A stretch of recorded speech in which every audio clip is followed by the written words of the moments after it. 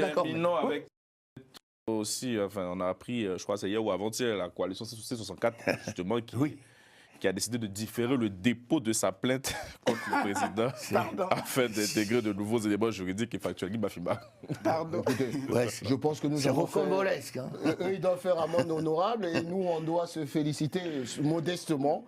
Et grâce à Maître et avec Lucien, nous avons démontré la dernière fois que ces gens-là, ils ont pris... je pense que la bande a Kali l'a neutralisé l'opération. C64, on leur a démontré que vous étiez même dans le faux. Et donc, sur le plan, si restez dans le registre juridique, ben, vous avez intérêt à ne pas s'hasarder sur ce terrain parce que demain, comme avait dit Maître, on peut vous interpeller. Et mieux, même le registre légitimité populaire avec leur histoire qu'ils ont appelée le 12 là, je pense qu'il faudrait qu'ils arrêtent. Alors c'est assez en tout cas, ils veulent contester la loi référendaire. La loi référendaire. Elle était déjà adoptée. Car moi, j'aimerais réagir sur moi, j'ai un peu de la peine pour le retrait l'éventuel dépôt de plainte qui n'a pas eu lieu. En fait, ces gens-là, je ne sais pas si... En tout cas, est-ce que je leur dois vraiment du respect, hein. Mais je pense que l'intelligence les a quittés depuis un moment. Et surtout, je ne sais pas qui les conseille véritablement. Ils n'ont jamais lu la constitution de leur pays, en fait. Lorsqu'on veut engager la responsabilité pénale du président de la République, puisqu'on parle de dépôt de plainte, mais la question, elle doit être réglée au niveau politique. C'est-à-dire qu'il faut que le Parlement soit réuni pour voter une motion de destitution. D'accord? Et à partir de ce moment, le procureur général près la Cour constitutionnelle, puisque la Cour constitutionnelle en RDC, c'est le juge à la fois, dans sa version pénale, du président et des anciens premiers ministres. Donc à ce moment, le procureur général près la Cour constitutionnelle va se saisir du dossier et déclencher une enquête pour engager la responsabilité pénale du président. Ce n'est pas un dépôt de plainte. Ils vont déposer plainte devant qui? C'est du bougui.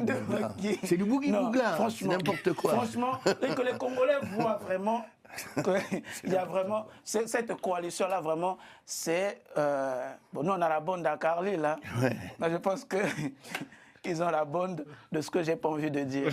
Merci. C'est des amateurs. Mais vous voyez bien que quand Michel parlait de piège, parce que face à une telle opposition, le pouvoir, le président Tshisekedi, avec la méthode du process, la problématique là peut être réglée sans faute, parce que cette opposition est dans l'incapacité, effectivement, de faire une lecture, d'avoir une grille de lecture sur la situation et mettre des priorités. Quelle est la première priorité? Quelle est la priorité? Quelle est la deuxième? Le deuxième? Ils ne savent pas faire ça. Ils sont borderline. Ils sont borderline. Bougui-bougla. Et finalement, Tshisekedi avait raison de dire qu'il y a des hommes d'État et des politiciens. Mais ils ne sont pas conseillers. Je pense que la bande à épingler le monde, c'est des politiciens de rue. Et on regarde d'un grand pays comme la RDC. Et ça, on en souffre. Hein. On en rigole, mais on en souffre parce que j'estime que même sur les questions du projet de la Constitution, la RDC peut être un bon champ d'expérimentation. 9 voisins, je ne sais pas combien d'ethnies. Au lieu de continuer à faire le mimétisme, vous les constitutionnalistes, j'espère que Maître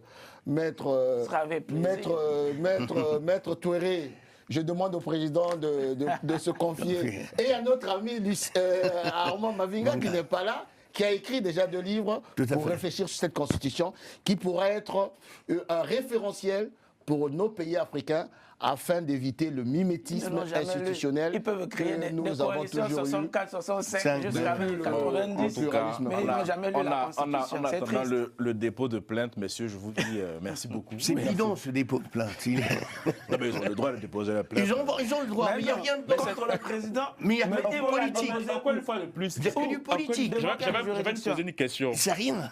Une fois, j'ai dit, mais pourquoi il y a un Congo qu'on appelle démocratique et l'autre on appelle République du Congo? Je pense qu'à travers ce acte-là de C64, je comprends mieux pourquoi on appelle la RDC République démocratique du Congo. Parce que je ne suis pas sûr que chez le voisin on puisse déposer plainte.